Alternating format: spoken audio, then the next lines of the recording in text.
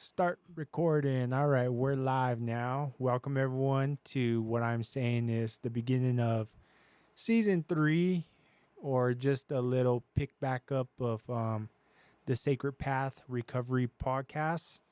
I know it's been a while. There's been a lot of great changes going on, a lot of accomplishments, a lot of new cycles of things going through. I recently graduated here at the NMSU Grants Branch with my associate's degree in counseling and community psychology.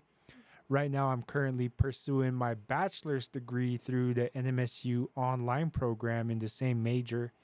And at the same time, I'm also working towards a second major in criminal justice, which is pretty interesting. And it's something that's moving along. And I know that my partner here, my buddy, do I still refer to you as Professor?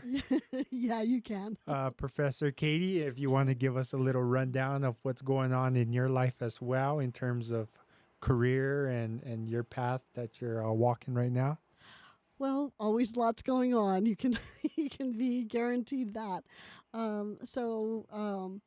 I recently retired from NMSU, so I've been here about 17 years, and just felt like it was time to kind of move on and do some other things. I have all kinds of projects on the back burner and that I'm excited about, and so I still want to continue to do the podcast here with James, and we want to keep that going, as well as probably we'll be teaching part-time some of the time, some semesters.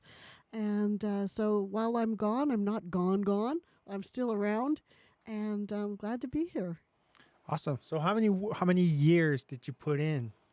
I think it was about 17 that's cool. years. Yeah, I started out as an advisor and worked my way up into professor. Cool. Were they all here at the NMSU or? Yep, they were. Well, the first 4 years were actually, I was hired by main campus to be an advisor up here in Grants. Cool. So Then you just transitioned into that. eventually, yeah, they dissolved that job in particular, and I applied for this position came up, and I applied for it, and I was happy to get it, and I've loved it ever since I got it. I love the job. Yeah. So yeah, like I was saying, there's I think I mentioned it before in other podcasts too as well, that I believe that things are always moving in terms of cycles, and these changes that we're experiencing now. It's a lot of people were asking me like, "Well, how do you feel now that you've got your degree?" And I know it's a great accomplishment, and I'm proud of what I've been able to do for myself. But at the same time, it's kind of like I think already, because I've hit the ground running in terms of pursuing that bachelor's, that it just seems like it's not really like a stop, but it's just kind of like, I guess you pass that milepost on the side of the road. So I've passed that milepost, but Yeah. Well, it's when you start out, when you're working on your associate degree, or maybe you're starting out on a certificate or yeah, your associate degree, and you're working your way up, you might look at that bachelor and say, "Oh no, I can only, I'm only going to do this. I'm only going to do my associate." And you kind of do the steps, and you walk through the program. You get to know how school works, and you get to know people, and you start learning, and then your interest gets piqued. People pique your interest, and with different topics, and then you finish that associate, and you're like, I think maybe I can do the bachelor's. definitely. Yeah, and then you step into that, and you're like, it's a whole new world, but it's an exciting world. You learn new concepts, and the concepts seem to be even more personal to you in your life. And then you finish your bachelor's, and you're like, yay, I did it. I'm going to get a job and do the work thing. And then eventually you say, man, I miss school. I want to go back.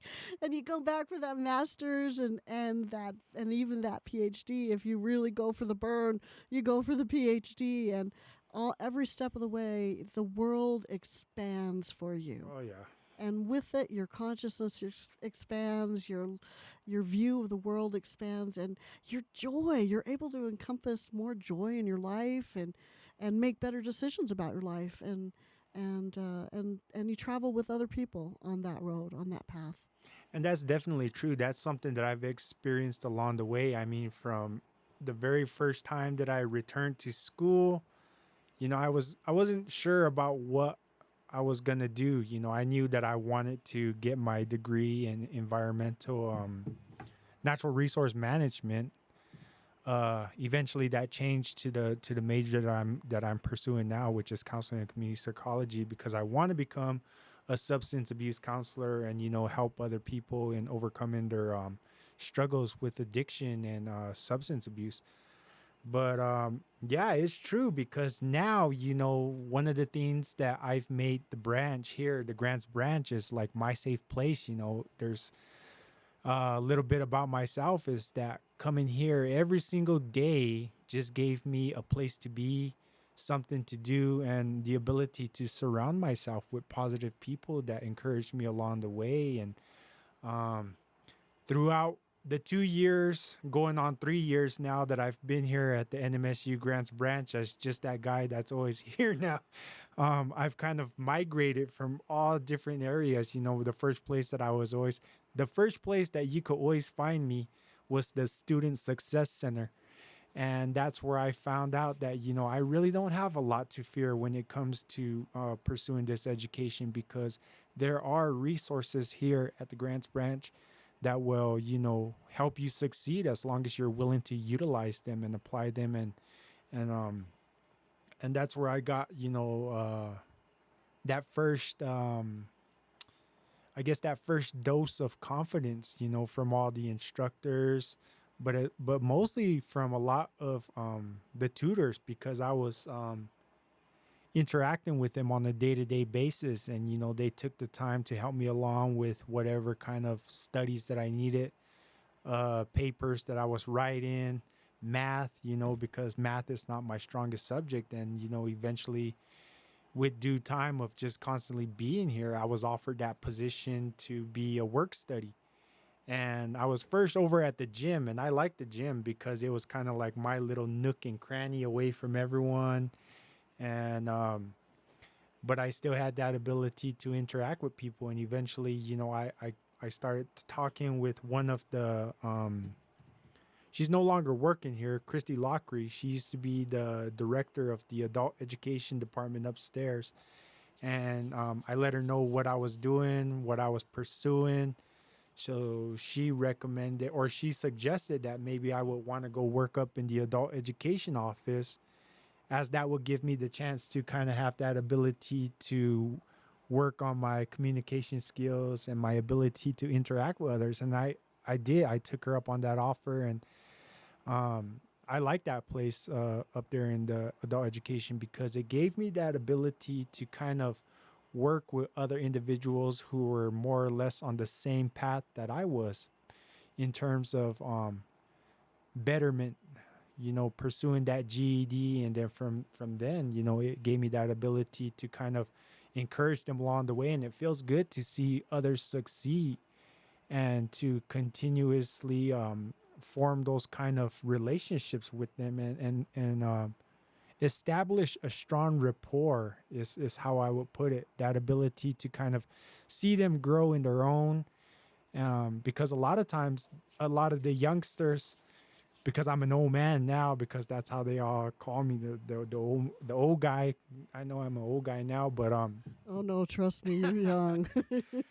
yeah, but where was I going? Oh, to establish that rapport, because when we first make those kind of connections with people, or when we first start learning how to, or not learning, but getting to know people, it's kind of like that uh, shyness, I guess, or that kind of yeah. But as time goes on, you see them open up, and you get that ability to joke with them, talk with them, and you really learn who they are as individuals, and you get to see them. But once they get in that groove for themselves, it's like, well, what are you going to do next? You start learning more about them, and you encourage them. As soon as they get that GED, it's like, when you're done with this, we're going to take you downstairs, we're going to sign you up for college courses, and do that. So I was up there in the adult education office for roughly, I want to say maybe a year, a little over a year. Um, but unfortunately, due to budget, something in the budget, we the school had to terminate all their work studies, and then from then the adult education could pick me up, but they had to pool that money to keep me on as a work study from their own budget, and unfortunately they didn't have that within their budget. So Sadly enough, in our in our world today, there's a lot of essential monies that have been rerouted to yeah, other places, and some of those funds go to places like universities where students who desperately need that money hmm, and they want to do the work study job because they learn so much about working with other people, about the information that they provide there, and it's just they can be right on site at the college working on their studies as well as helping other people. And so sadly, a lot of those work study positions have been eliminated from the universities, and you know. Just remember, hopefully, someday that'll change and we can get more of those positions back and students can work at the universities. yeah. But there's one thing that I gotta right away say is that when we meet these kind of struggles or these kind of obstacles in our lives, don't look at them as a hindrance, because right away, my mind was kind of geared towards that. Well, this is the universe working. I guess the universe has decided that it's time for me to move on. And it's funny because talk about full circle, when even before I had any kind of notion of returning to pursue a higher education, um, you could constantly find me at the Mother Whiteside Library here in Grants, and I was always reading. My theme is learning about the past in our Southwest area, so I'm a big old Anasazi, Chaco, whatever you want to refer to it as.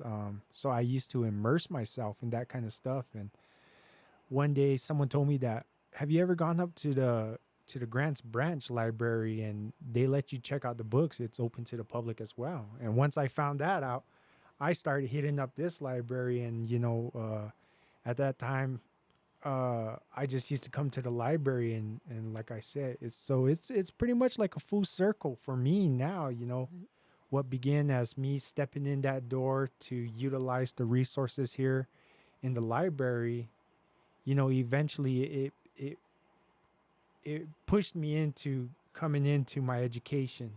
And being here on site where you can do podcasts Yeah, and now it's and it's like, it's and just like they can't get rid of me even if they wanted to, because I'll come here even when I don't need to be here. But many of us that have fond memories of college, we think back and we're like, oh, I loved college. I loved learning, and it was hard. I struggled, but without that struggle, I would not be who I am today. yeah, And if you think about it, like a butterfly in a cocoon, it's quite violent for a butterfly to be in a cocoon. It's trying to build its wings, but it has to thrash around in there. It doesn't have any room to move.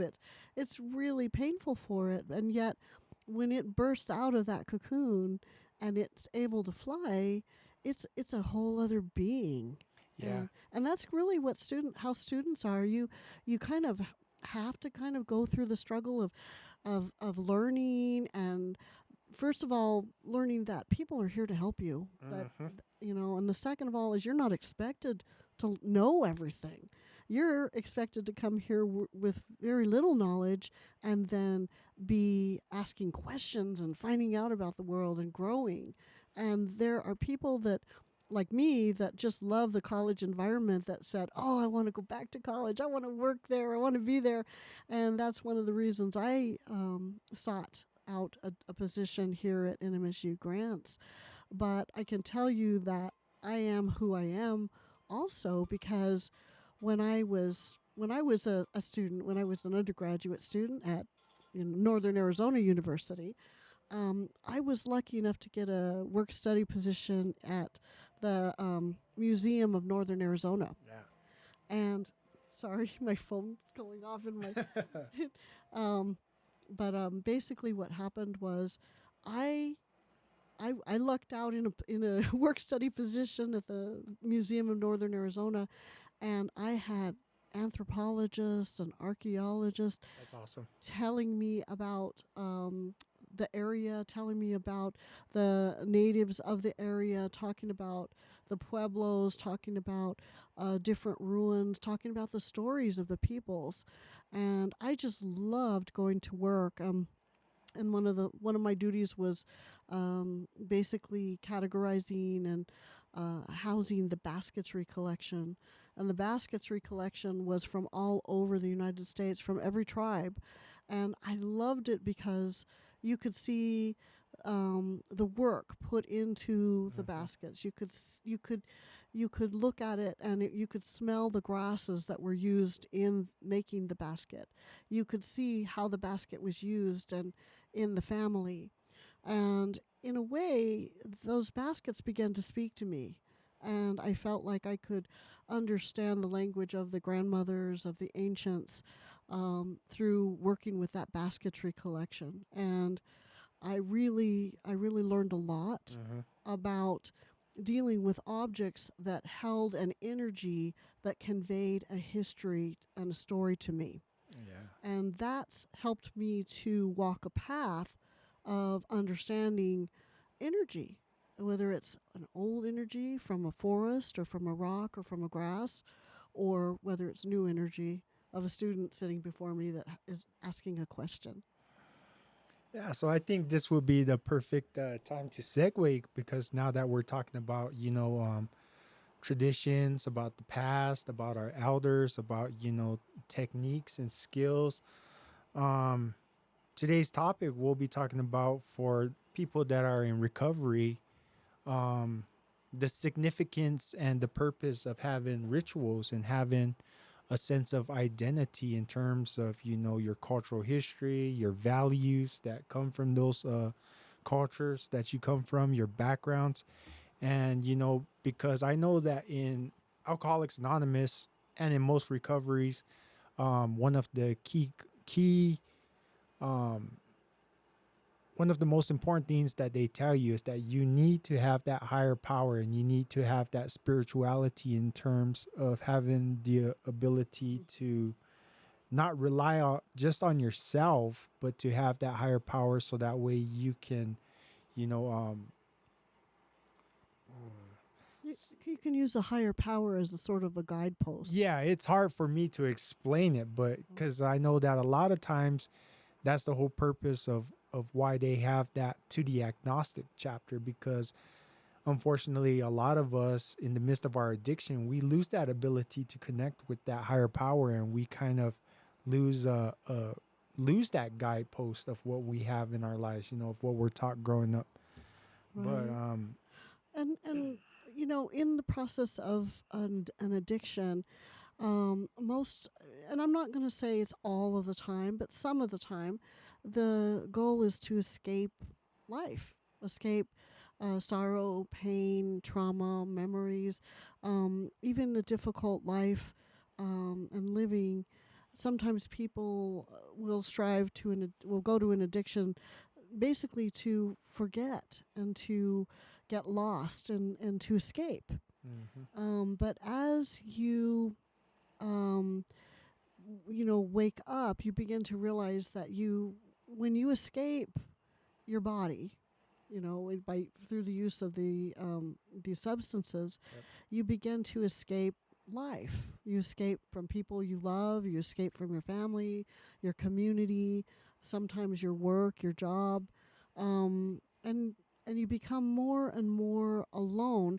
You may find other people that will share in that addiction with you, but it's not it's not it's not like being close to family or anything like that. It's a bond because of the substances. And so essentially, part of recovery is coming back to you, the you of you, your highest self, your best self, and even facing your lowest and darkest self, and saying, you know what, I'm everything all wrapped in one. I'm the highest source and the lowest of low, and I don't always act with the best of intentions, especially under the influence. But um, I know now that I can go back to that higher power within myself, or within my belief system, or my community or my family, and go back to that and find my way back to acceptance and the love of that community and family. Yeah. So the biggest thing that I always encounter when I'm trying to discuss, having this higher power, a lot of people say, "Well, I'm not Christian. I'm not," they try to they believe that it's a set of labels or denominations or a religious belief that you have to have. But can you give me a definition of the difference between sp- spirituality and religion? I don't know if I can do that. Well, spirituality. There's lots and lots and lots of spiritualities, and there's lots and lots of religions across the world, and they all have different sets of beliefs and different methods, different ceremonies, different prayers, different things that they do that focus on those beliefs. Especially when we look at religions, uh, religions are very specific. You Yeah. come in, you pray at certain times, you come to church at certain times, or there's candles lit at certain times. Now, spirituality, on the other hand, is a little more encompassing of various religions or ideas or concepts from various religions.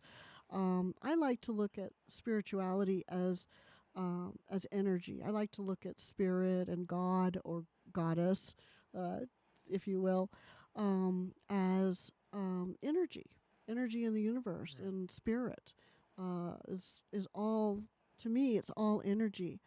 Um, what makes it valuable is the intention behind it. Now, if you come across some religion that doesn't have an intention to love others, then maybe you would rethink being part of that religion. If you have a religion that states that they love others, and then they leave a part of the population out of that, then I would relook at that religion and say, are they true to their own beliefs about the value of love, the concept of love? Um, and so we really have to kind of look at, you know, not only what the beliefs and the values are, but what are the actions of the Mhm. people. Now, when you see someone that professes to love all beings in the name of whoever, and then turn around and shoot someone because they're a different color or different sex, or follow a different religion, then maybe you need to rethink that. Really, what is love, and who does it encompass? And so we're faced with those kinds of dilemmas every day, um, and and so we would have to ask ourselves, what do I believe, and how do I act on those beliefs? Mhm. And do I ever go against my own beliefs? Because when you start to examine your own values, say in your religious tradition you don't believe in lying, Mhm. and then you turn around and you tell someone a lie, and you're like, you just blow it off. Oh no, it's no big deal. It's just a little lie. However, inside of yourself, you know that you told a lie. You know that you're maybe not in alignment with your highest beliefs or values. And when you confront that, you find yourself out of alignment, or what they call incongruence within yourself. And when you're in incongruence, it means you're not acting the life or living the life that aligns with your beliefs or values. Mhm. Um, so I think that in today's world, everyone, first of all, if they're not examining their actions and their beliefs and their values, they should be, because this is part of the path. Um, and then the other part of it is, a lot of spiritualities are all about the same thing, but they just have different words, different prayers, different methods of acting, of doing them. Yeah. And I like that how you stated earlier that spirituality is all a form of energy, you know. Mm. As I've come back into my own sobriety and found that balance in my life once again, I've developed for myself my set of, what my spirituality means to me. For the sake of religion, just because I was raised up as a Catholic, and I have nothing against the Catholic or Christian religion, because thank God it was taught to me the right way by my grandma. She didn't, like, try to impose these kind of beliefs of hellfire and eternal damnation. But the main thing that I got from it was, the basic, the universal teachings of all religions, which is basically, love your fellow man, love yourself, love, others. And Mm. but for me, my spirituality is, as you stated, that I believe that everything in this world is interconnected. We all work together in a symbiotic relationship to continue, to perpetuate our life on a day-to-day basis. And if we're living out of balance, and if we're destroying ourselves with the use of drugs and alcohol, then we throw ourselves into turmoil. And it's we lose that sight of this kind of balance, because in the midst of my addiction, I couldn't go outside and see the beauty that was all around me. But nowadays I can wake up thankful that I'm alive and well and happy, and that even though I have certain struggles that come at me from time to time, I can deal with them and I can handle them as they come along. And so, some of the more important reasons why we should have at least a solid foundation in terms of spirituality is that, for one, it provides for the person a sense of structure and stability. Often in recovery involves significant life changes and establishing new healthy habits. Routines and rituals provide a sense of structure and stability, helping individuals feel more grounded and less anxious, and promoting a foundation for consistent positive behaviors. And it also helps replace negative habits. These rituals and these positive routines that we establish for ourselves help replace those old unhealthy habits with positive ones. For example, instead of relying on substances or unhealthy as an unhealthy coping mechanism, a person can start to build positive routines such as daily exercises, healthy eating, self care, and these are gonna do a lot towards helping you get back on track. And at first, it's a little daunting, and it's a little kind of, it's like, for me, I remember thinking like, well, when is all this going to happen? I was looking for that change, that visible change, but you don't notice it, as long, but if you continue to do it, it Right. comes to eventually. It's something. These kinds of changes happen over time. It's Yeah. it's it's not overnight. You might say I'm going to be sober and I'm never going to drink again or whatever it is. Never do these substances again, and then in the morning, by the light of the day, say, oh well, there's a party tonight. I'm going to go. Yeah. It's easy to sort of blow it off and go back to the habit, because an addiction is essentially a habit, and it's a habit that's been put in place over years of time. It can be, it could be weeks, but most likely it's done over the course of years. And so, going to that party on Saturday night, or whatever it is, whether it's a holiday and it kind of kicks off that next level of drinking, or whatever it is, and there's always something that's going to trigger you. But basically, if you can get into looking at your daily habits and getting into a mindset of being present in every moment and being cognizant of what you're thinking, what you're feeling, and being aware of your consciousness and being able to catch if that thought of going to that party or going to meet with this old friend or something that will trigger your craving for the alcohol or the substance or even just the party, you can kind of be aware and say, oh, wow, well, I suddenly thought of that. Let me focus on something else. Let me do a meditation. Let's go for a walk. Let's do the dishes and do a mantra or a prayer or an affirmation while we do the dishes or while we clean the house. It's a matter of taking switching up your daily habits and making them spiritual. You might see sweeping the floor as just a boring old habit, but if you add meditation into it and start repeating mantras and things that encourage your mind to think of positive things and to think in a healthy way, you stand a chance of fighting against that addiction and that toxicity that would pull you back in. Yeah. And that goes for exercise too, because in the beginning it's like, I don't want to get up and go run again, but eventually it gets to the point where, like, if you miss a day, you're like, oh, I missed a day, I gotta, it just I know a lot of people that get like that, fast, but that's a good thing, and it's a good thing.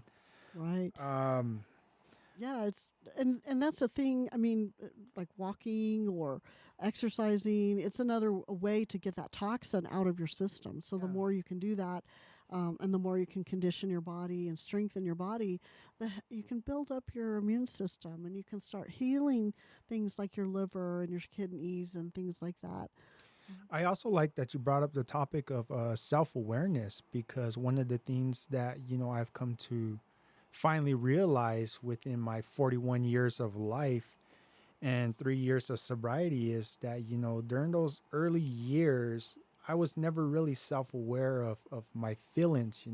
Right. I never acknowledged them. I just kind of like more or less like ignored them. But now that I take the time to become self-aware on a day-to-day basis, sometimes I catch myself feeling um out of groove. Yeah. But I'm able to catch myself and ask myself, why am I feeling like this? And then once you can pin down what the cause of it is, or even if it's just nothing, you have that ability to kind of cope with it and recognize it and just make it Right. You're not just acting without thinking. You're actually going through your day asking yourself, well, hey, James, how do you feel today? What's going on?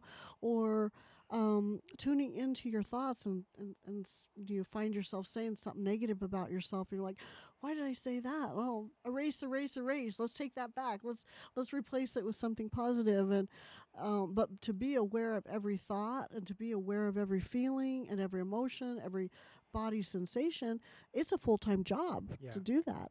And if you're focused on that, guess what you're not thinking about? You're not thinking about your addiction. Mm-hmm.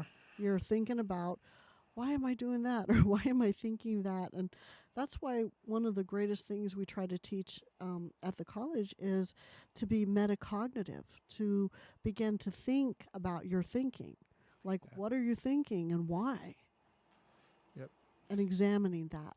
I mean, because my past is still there, and it's amazing because like nowadays it's not even a thought in my head to go down the road and buy me a bottle or go down the street and find my drug dealer so that way I can get my fix. Mm. Those days are gone, and it feels weird, but I'm still aware that the danger is always going to be there. But I know for a fact that I'm so confident in myself because I feel good about myself that I no longer want to go back to that lifestyle that I used to live. Right. And you have an internal warning system. Yeah. That's your feelings, your emotions, things that'll come up. Sometimes it's in passing, you'll see someone that you used to drink with or party with, and it'll bring back those memories. Or you might have a dream or something that you need to kind of work through, that's informing you of kind of how you're doing in life. And so it's really important to become more and more aware every day, and more you can reach higher and higher levels of inquiry in your own self. Yeah. And then you utilize that information to get yourself to the next level.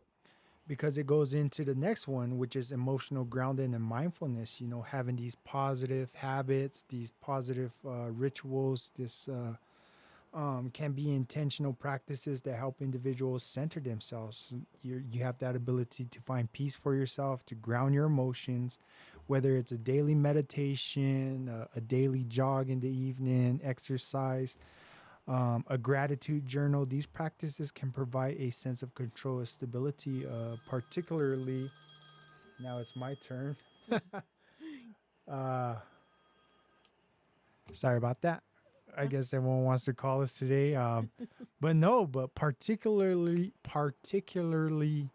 during times of craving or anxiety, and especially like journals. I like journaling, having that ability to kind of write down, because it gives you that ability to pick up that journal like a year later, flip through the pages and look at, and you can see where you were and Yeah. how far you've come in that year.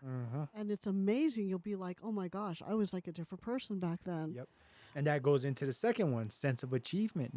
Building and maintaining routines and rituals, and even small ones, can create a sense of accomplishment and increase this self-esteem that we find ourselves lacking in when we're struggling with addiction.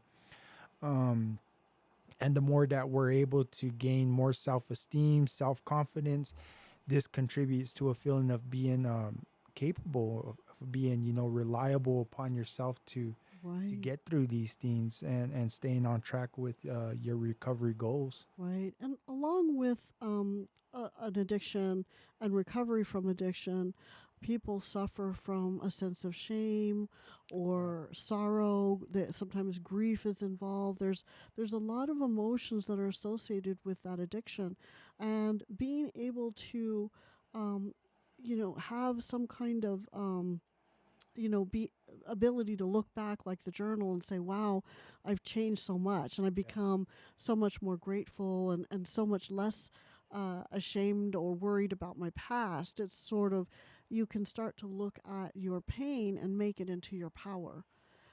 I was talking to James the other day about this alchemization of making lemonade out of lemons, or changing your pain to power by saying, wow, this was really hard, but look how strong I am, that I've been able to work through these issues and get to the other side. Yep. And what I would say to people that maybe don't want to write, maybe have trouble writing or don't want to take the time, get yourself one of those drawing sketchbooks, a big one, and get yourself some watercolors, or it can be any kind of paints. There was one time when I felt like I couldn't write, and I would just draw. I have books and books and books filled with drawings and paintings and different things that I did, and I can look back at that over time. And sometimes I would maybe even draw a picture of a face crying, and then I'd have words out there like sorrow or pain, or why did I do this or do that, or what happened. And then I would ask myself those kinds of questions. And sometimes I would journal and actually write. Like I would keep track of dreams, or if there was an incident that was bothering me, about something that happened with somebody, I would write that out and try to figure out, why did this happen, and was it something I did or said or the way I acted that caused it? Because the first thing is to examine yourself. And it's not always you. I mean, we interact with other people all the time. We have, the stars are not aligned, the planets are always moving, there's things going on in our government, in our world, and all of these things impact us and influence us. And so it's easy to get knocked off balance. But if we can have something, a go-to, like a journal, or a ritual, say like going for a walk or a run, or going to a certain place and saying a certain prayer, whether it be a church or somewhere in nature, those are all important things, because they'll bring you back to alignment, back to yourself. And I like that term of, I mean, not that term, but that idea of drawing. You don't necessarily have to put down in words what it is you're feeling. You can express yourself through your artwork. You can listen to music, and it takes you away from those negative feelings that you may be going through or having. Yeah, I mean, and if you have space, if you're really creative, if you need to get the energy out, you can literally paint yourself, you paint on yourself and throw yourself at the wall, and there's lots of creative ways of expression, and it doesn't have to be a certain picture of something you recognize. It can just be color. It can be the emotion you get out on the pages, whether it's dipping your hands in the paint and then just smearing it Mm-hmm. on the paper on the wall or whatever.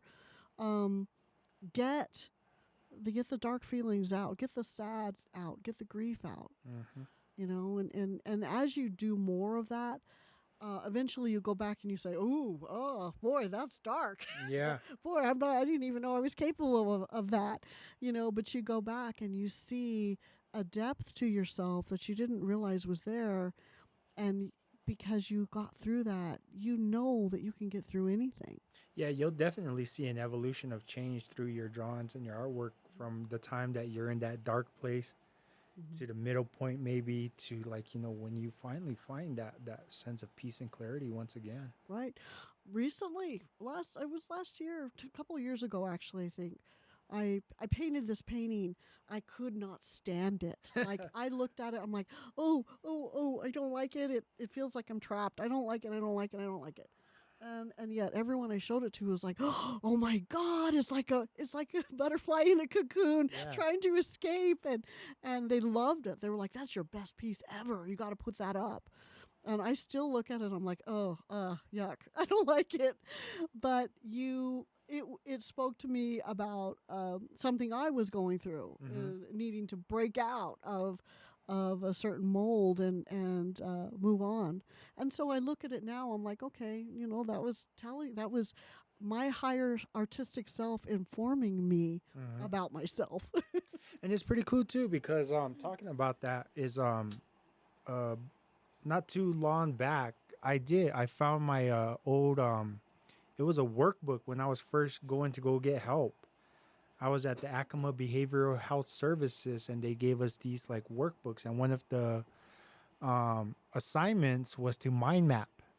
So in the middle of the mind map, it's you put your main idea of maybe it's family, and then from there you just work out on spokes of what family means to you, what you want to have for yourself and your family again. And it's and that's how I believe in like manifestation, because a lot of these things that I wrote down on that mind map was like peace of mind, happiness, trust, because I wanted that trust back that I had lost. um you know I can say for the most part that I have it now. I have that trust with my family once again, where where they're not worried about what I'm doing anymore. They're not worried if I'm going to go off and come home drunk one day or end up in jail or Right. but yeah, so and that's why I believe in manifestation too as well, because Right. that's proof that I've made it into a reality. I manifested it onto that paper, and from there, even though I put it away, forgot all about it, those things came to light. Right. And you may look at those pieces of yourself and say, wow, I can't believe I was ever there. Yeah, You know? because at that time it was just like, I don't know if this is really gonna happen, but I'm gonna try. And Right. but now And it is. and here you are now reaching out to help other people that were once that are where you once were. Yeah, that's And crazy. that's like the amazing way the universe works. Hmm. So the second one says support for long-term recovery.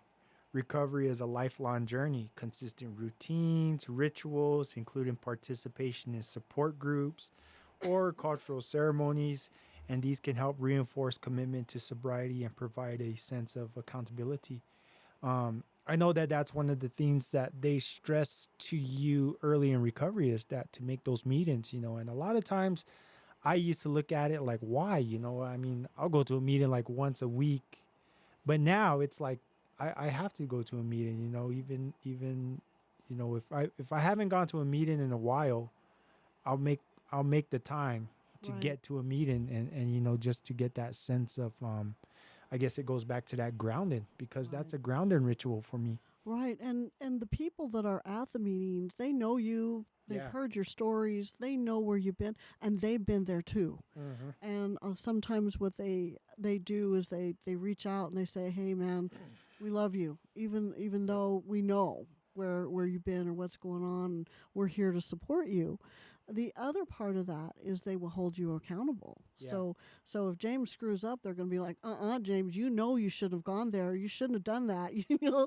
They'll tell him, and he'll be like, I know," because no one in that group would let you go because they would let you know they know that they're holding you accountable. And I've told that to my crew too, the Wellbrighty crew. We're all one close, tight family. And unfortunately, we were holding meetings here at NMSU Grants Branch, but due to summer hours, the building closes early where we were using the classroom. But I'm still working to reopen it. But hopefully, we might be able to move it back into the Acoma area.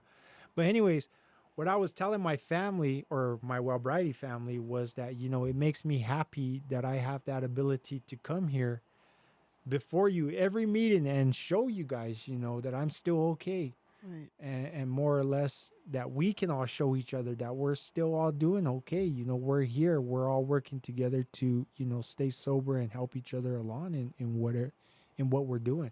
Right. And everyone needs that kind of support. Everyone needs, um, that family. That's your Wellbrighty family. But, it could be your own family, your biological family. It can be relatives. It can be people you work with. It can be a friend group. It can be anybody that knows you and says, what's going on? Yeah. Are you okay? Yeah. Do you need any support? Or hey, let's go out and go in nature. Let's go for a hike, or let's do something healthy for ourselves and get on track. Yeah. And when we do these things, which is make these meetings on a regular basis, we create that sense of family, we create that sense of community, and it gives us that ability to foster a sense of belonging and connection. Which is important for individuals who are looking to find recovery once again. Um, in the midst of our addiction, we often feel marginalized. We often feel stigmatized, and sometimes we are, because a lot of times, unfortunately, we do get labeled because of our habits, and it's hard to shake off those old labels that people may see us. But when we have our family, our recovery family, um, we have people who understand, Right. who Right. have been where we have been, or who are struggling the way that we're struggling. So we know that we're all equal, and that's one of the things that I've told my the members that come to the meetings is that I'm no better than you. Just because I may have more time of sobriety than you are, Mhm. we're here today and we're all in the same place. We're all looking to get back to being well again. So Right. don't think that I'm coming here trying to, don't think that, any one of us is higher or lower No. or anything like that. So, um, and so, this, as it goes on, sobriety for me, I've spoken about this before, is that the enhanced self awareness, and mindfulness of who we are as individuals. We become self aware of how we're feeling. We become mindful of how we're feeling, of how others are feeling, and we're able to, apply that empathy in our life to help others. Right. Right. And and part of it is again going back to assessing your own emotions and your own thoughts and thinking. It is super important that you do that and you be honest with yourself. I mean, um because when you're able to do that, you're coming to a higher vibration. You're coming to a higher level of thinking, a higher level of a higher frequency.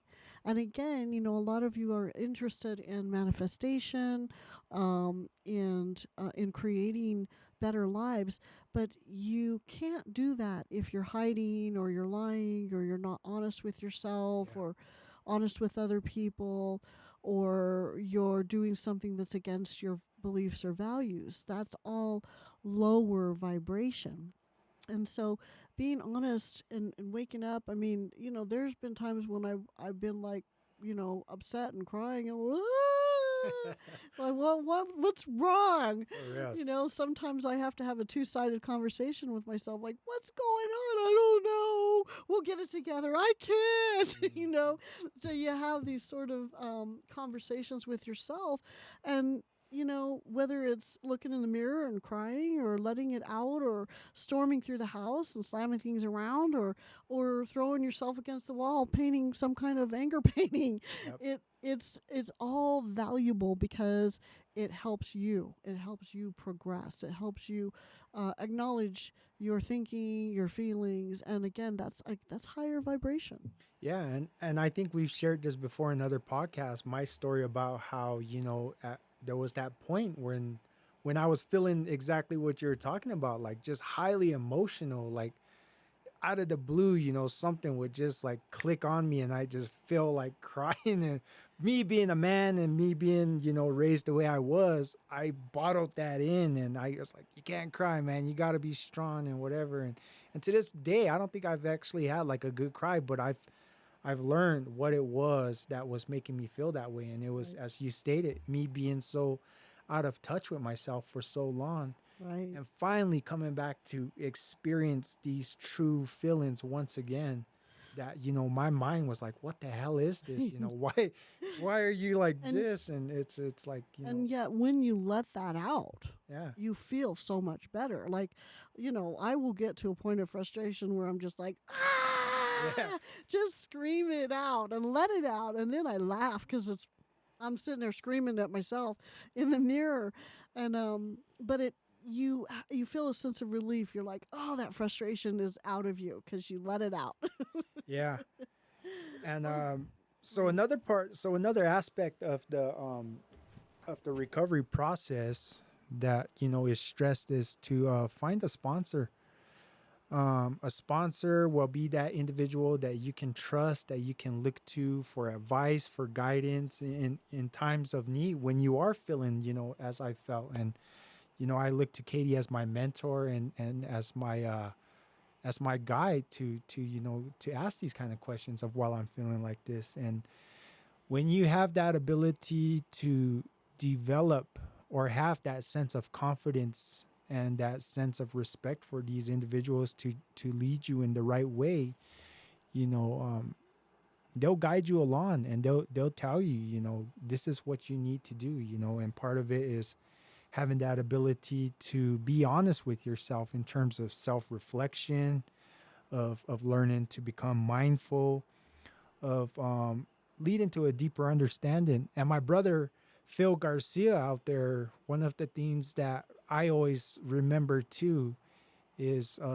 first piece of advice that I always remember him giving me was, I was trying to harp on all these things that were going on, like, well, why is it like this? Why is it like that? Yada, how come this person doesn't do this like that? And one of the things that he told me was like, spot it, you got it. mm, If you're over here harping about all these things, complaining, you should look at yourself first and make sure that you're not doing all these things. And it was true, because all these kind of expectations that I was trying to impose upon others without them knowing it, I was not holding myself accountable in terms of meeting these expectations myself. right. So I checked myself, right? Well, he checked me, but then I check myself like that on a regular basis now. Yeah, and I think that's important to remember when it comes to people that are always complaining or always having a problem with something or another, or these trolls that are always online making these nasty comments to people, but they're not on there doing a podcast. They're not doing their own show. They're not doing the research. They're not doing the work. They just feel like that's their gift, is to complain or whine or make it miserable for other people. And what I would say is, you know what, if you're whining and complaining about it, that's your sign. That's your sign that you're not fulfilling your own expectations, and you need to turn your eyes inward and start looking at your own emotions, your own thoughts and feelings, and what you need to do in your own life. Yeah, because it's a bummer, and I know a lot of people that kind of they call them negative Nancy's, but sometimes I tolerate them to the best of my abilities, but unfortunately, those are not people that I try to surround myself with. But when I do find myself in that environment, I do my best to kind of uplift, and right away, I'm going to say that even to this day, I'm still not perfect. I still have all these character flaws that creep up on me. And sometimes I don't catch them until they're too late, until they've already had their say. Yeah. Or they've already had their ability to kind of make me do things that I'm not proud of. Right. And I think we all have that, Yeah. And that's you ask the question, why did you do that? Well, I don't know. Have that conversation and really analyze, okay, maybe I acted out of a place of grief or anger that's really directed at myself, not really at the other person or the other group or whoever it is. It's all about me. Yeah. Turn it inward. And so like we were talking earlier about self-esteem, self-confidence, and when we come back into ourselves and learn these things, we develop this ability to heal ourselves, to have that emotional healing, and to develop this resilience. But that's done only through these positive routines, these rituals, these ceremonies that provide that space for processing emotions. Yeah. Whether it's mourning losses, mourning and letting go of past mistakes, because that's a big thing. I used to hold on to a lot of things that were out of my control. We can do our best to resolve these things, whether it's making amends, apologizing, or trying to, do what we can to kind of, like I said, to fix it. But sometimes there's just, it's just a past, and that's right. Where it's got to be, and that's where it's got to stay. And forgiveness of self, forgiveness of the situation, forgiveness of other people and their role in the addiction or in that process. But I think ultimately the forgiveness of yourself is very, very important.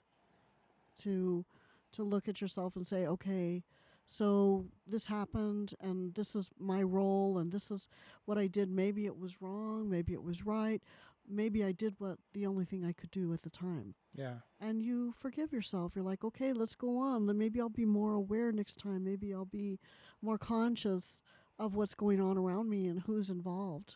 Yeah. And it's important that when we make these leaps and we make these gains, that we give ourselves that credit and celebrate these wins, celebrate this growth that you find yourself moving along in. Early on, it's hard for any person to kind of give themselves that credit because they still have this sense of unworthiness, But I think that's the whole purpose of the 1 month coin, the 2 month coin in the recovery, is because it gives you that tangible object to say, I have this now, I've got it. Right. And don't be ashamed of it. And because when you go to a meeting, we're all proud of you every single day, even if it's just that one day and that one meeting, right. Seeing you there once again gives us that hope and that motivation to continue pushing ourselves as well. Yeah. Yeah, if you can find even just 5 minutes a day to love yourself and appreciate who you are and what you've been through and what's going on, that appreciation will begin to grow. Yeah. and you'll become healthier and healthier. Recently I've I've come to realize that sometimes you're working and then something has to be redone or something falls apart or there's just like one inconvenience after another and you're like, what is going on? It's like the universe is against me, and you have this sense of why. Yep. And I've come to realize that it's it's just making these things are just making themselves known to you. And the more I said, okay, thank you, spirit, thank you, spirit, okay, this is inconvenient, but thank you, because there's something in it for me. Yeah. There's a reason for it, and it is for me, not against me. Even though I see it as being something against me, it's not. Yeah. Everything is for me. Short story. I remember typing this paper out. It was only like a 3-page paper, but I was all happy that I was done everything. And I swear to God, I saved it to my flash drive. And then when I went to go like pull it back up, it wasn't there. And I kept looking at the screen like, where did it go? I know I saved it, and I was like, what? And it's just like, I don't know. But Those things happen, and it's like, okay, I have to redo it. Why do I have to redo it? Maybe I missed something. Maybe I forgot something. Maybe this is more important than I thought it was. yeah. I remember when I was doing my thesis, I would literally print out the pages, save the pages, copy them, print them out, put them in an envelope, mail them to myself in case I lost them. Literally, this is Yeah. of course, early on internet, but man, I still have envelopes that had portions of my thesis. Yeah. I was so worried I was going to lose it. Yeah, but going back to the meetings, it's in these meetings and it's in these groups of like-minded individuals and anything that we do, whether it's poetry groups, art groups, that we find this strength, through shared experiences. But having that ability to find a meeting, to establish that trust, and to share honestly, your experiences Right. with others, this is where you foster that development of growth, and you have that ability to kind of help others along the way, whether you realize it at the time or not. But that's exactly what you're doing. Right. And start telling others the positive things you do that work, and tell them, oh, I did this and this helps. Because we're not alone in this. We're always have other people that need our help, that need our support. Reach out to other people and say, hey, how you doing? Yeah. What's going on? Here's a glass of water. Let's hydrate. It's good for us. Whatever it is, reach out and help other people, because that helping other people and that gratitude of life and where you are and what you're doing will come back to you tenfold. I promise. Yep. I can't stress it enough, but communication is a crucial aspect of anything in life. If Right. you can develop that ability to talk to others, to develop that ability to have others open up to you, it it it does. It works wonders. It feels great. I mean, Yeah. those of us that go into counseling or social work or Yeah. psychology, we do it because we really want to help other people. Yeah. And James and I are here today because of that. Also, we Yeah. want to get the word out. We want to help others. And from personal experience, I used to have that problem because I never wanted to share my life with others, what I was going through. It was my business and mine's alone. None of you need to know anything about what I'm doing, why I'm doing it. Just leave me alone. That was my Yeah. mindset at the time. But now that I've come this far along and have experienced and see the positive effects of being able to communicate and talk, not just from myself, but to have others and to lend that ear to others, Mhm. you'll see how much of an impact it has the Right. how much of a positive impact it has the ability to do. And people don't realize that's the dark side of addiction is you have to keep it a secret. Yeah. You have to keep it to yourself. You can't share yourself. You can't tell other people what's going on or what's happening. And so you tend to shut down more and more and more and find yourself more and more alone. And so what happens is when you decide you want to get clear of that addiction, whatever it is, and you want to come out of it, you have to tell the story of it. You can't keep it a Yeah. secret anymore. You tell other people over and over and over again, and you become accountable for it. And once you do that, once it's no longer a secret, it no longer has control over Yeah. you. And it's funny because in the beginning, once again, this is my personal experience. I was embarrassed to give my story, but now it's to the point where it's like I feel scared that people are getting tired of hearing the same thing over and over again because I'm just constantly willing to share my experience. Right.